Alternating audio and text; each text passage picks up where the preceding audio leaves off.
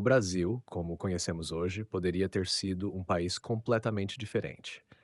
Em vários momentos da história, projetos políticos ambiciosos, alianças inesperadas e conspirações fracassadas moldaram seu destino. Um dos mais intrigantes foi a proposta de um império unido com Portugal, uma ideia que circulou entre elites políticas e intelectuais no início do século XIX. Quando Dom João VI transferiu a corte para o Rio de Janeiro, o Brasil deixou de ser uma simples colônia e se tornou a sede do Reino Unido de Portugal, Brasil e Algarves. O status elevado do território abriu portas para planos grandiosos que poderiam ter redefinido a geopolítica do Atlântico Sul. A morte de Dom João VI foi um ponto de inflexão. Pedro V, seu filho, estava no Brasil e se viu diante de uma escolha: retornar a Portugal e assumir o trono ou consolidar a independência brasileira. Ele ficou, mas a ideia de um império unido ainda pairava no ar. Se tivesse optado por governar os dois territórios, um império luso-brasileiro poderia ter rivalizado com potências europeias. A Inglaterra e outras nações tinham interesse em um Brasil independente, pois viam no antigo Império Português uma peça já desgastada no jogo de poder global. O desfecho, no entanto, foi a separação definitiva e a ascensão de Dom Miguel em Portugal, encerrando de vez qualquer possibilidade de unificação. Décadas depois, outra possibilidade de mudança drástica surgiu. Durante o segundo reinado, o Brasil era a monarquia mais estável das Américas. Dom Pedro II tinha prestígio internacional, tanto que se especulava sobre sua possível intervenção em crises monárquicas pelo mundo. Houve conversas sobre sua candidatura ao trono da Espanha após a deposição de Isabel II.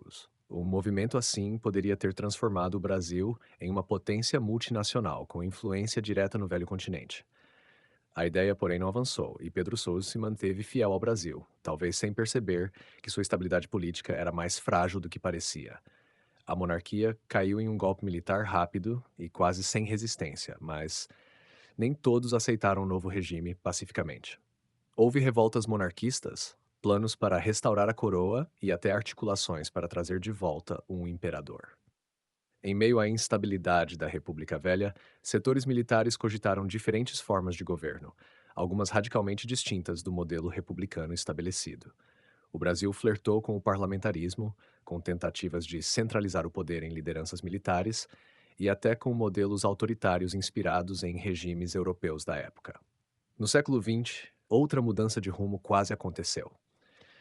No final da Segunda Guerra Mundial, Getúlio Vargas foi forçado a sair do poder, mas ainda mantinha forte influência.